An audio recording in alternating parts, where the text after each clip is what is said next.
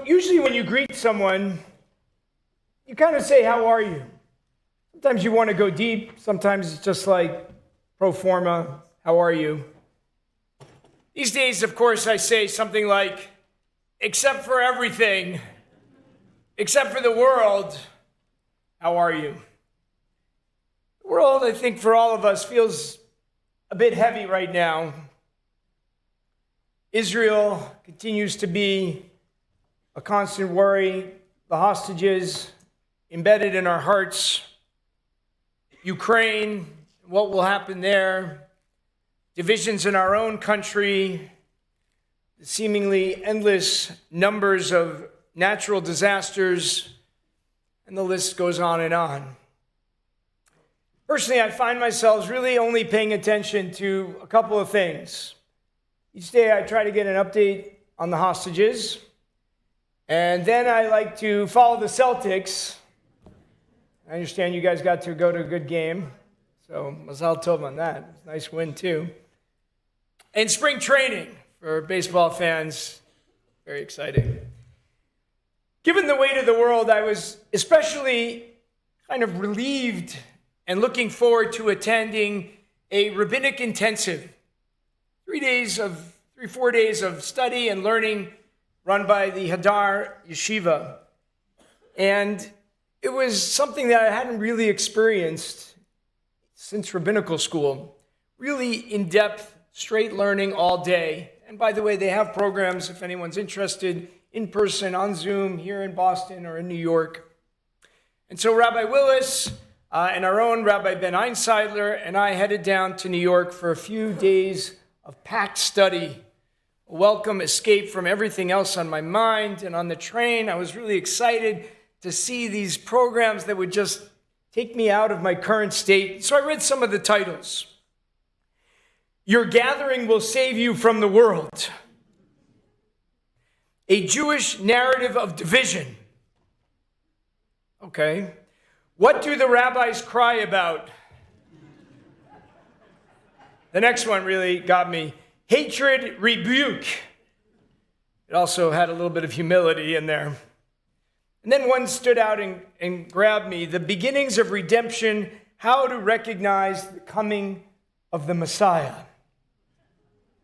Now, with everything going on in the world, the fact that we need the Messiah was a little bit upsetting, maybe a little depressing, but this course also offered some hope.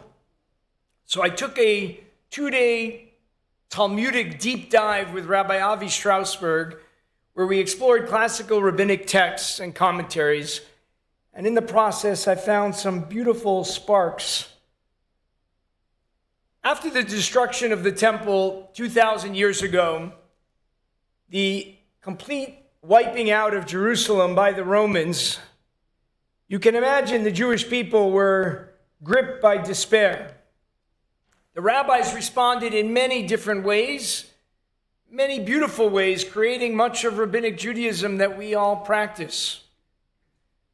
But they were very focused on the trauma and the pain that they had just experienced and that the Jewish people had experienced.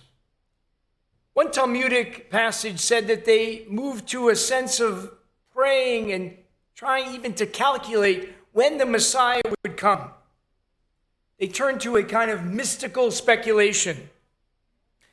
They tried to use mathematical formulas to figure out when Mashiach would actually come to rescue them. Other sages warned against this, saying that choosing an exact date for the Messiah would only lead to disappointment if he didn't come then. Rabbi Yochanan added to this thought in the Talmud, quote, in the generation when the Messiah, Ben David, the son of David, comes, Torah scholars will dwindle, and the rest of the people will be overcome with grief and sorrow. Troubles will increase, and harsh decrees will follow one after another, even before the first one passes. In other words, the Messiah comes before an era of peace, right after a period of turmoil. of hardship, of confusion, of decrees one after another. Of course, it sounds eerily familiar. Faced with this bleak vision, Rabbi Yosef in the Talmud responds by saying, I don't believe this. Haven't we seen this time and time before? Haven't we experienced this as a Jewish people? And no Messiah came. But the rabbis weren't willing to give up. They taught that even in the midst of war and destruction, they said we can find what they called in Aramaic, Itchalta de Geulta, the Hatchala shel Geulah, the beginning of redemption. Even in ruin, they said there are sparks of a new reality, that there are the seeds of a new tomorrow. Now, this idea is found many places in our tradition. And I'll use a more modern source. Writing in the middle of the 20th century, right after some of Israel's major wars of existential wars, War of Independence, 56, Six-Day War, and Yom Kippur War, the Nitivot Shalom, Rabbi Noah Berezovsky, reflected on a moment to teach us something about where we are. And he used, interestingly, the moment when Joseph is taken into slavery and becomes a captive. He bases himself on different midrashim, different rabbinic commentaries, that everyone was doing something else. That the brothers, of course, were conspiring to sell him. Jacob found out that his son was missing and was weeping and mourning his missing son. Judah, turns out, is starting to look for a wife. But it says that God was setting in motion events for the birth of Peretz. And according to tradition, Peretz, eventually, the descendant of Peretz is David, King David, and from that line will come the Messiah. Now, at first glance, you think about Joseph being sold into slavery as not a good moment. But out of that moment, over time, the Jewish people are saved. We are sustained during a time of famine by being in Egypt, where there is food. The Nitivot Shalom explains, quote, before any new growth, before a plant starts to grow, there must be absence or decay. He uses this metaphor of a seed. When you plant a seed that's destined to sprout, first the outside has to decay, has to decompose, leaving what he calls in Aramaic, kusta dichiyuta, a spark of life, a spark of light within it. After that seed sheds its outer shell, that spark of light and the seed, as the Talmud says, God says to every living thing, grow, grow, grow, is encouraged by that spark of light.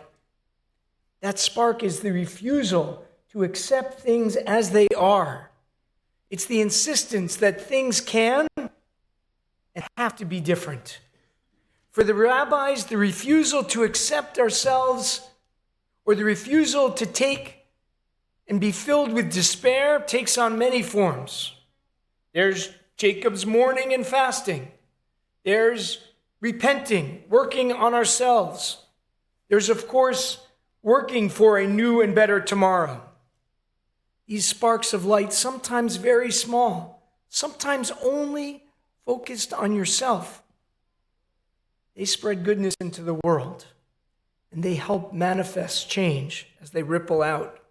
A single point of light can be found even in the deepest darkness, or perhaps it's most visible precisely in the dark when our eyes adjust and we can notice even the faintest glimmer. We see this in the story of Purim, which we'll read on Thursday night. And in case I don't need to remind you, please come. We've got to be in community for Purim. In Purim, the people were in despair. The community was sentenced to death. But Mordecai doesn't give in to his hopelessness. Esther doesn't give up. He fasts. She fasts. And then he cries out. And the tradition teaches this wasn't a regular cry. This was a cry of hope. Throughout history, our people have survived by refusing to accept our circumstances. Whether through fasting, self-improvement, acts of love and kindness, or fighting for justice, we have always found a way to resist despair. When we cried out in Egypt thousands of years ago, God heard our suffering and responded. So today, let us also refuse to give in to despair. Let us notice that there are sparks of redemption all around us and in each of us. As we fast in remembrance of Esther's fast before Purim this week, and then celebrate our redemption with joy and drink and costume and dance, let us lift up those glimmers of light that are all around us. Hope and healing are always present, waiting to be uncovered. Sometimes we need to do maybe just a little bit more to see them and to help them take root. Shabbat Shalom.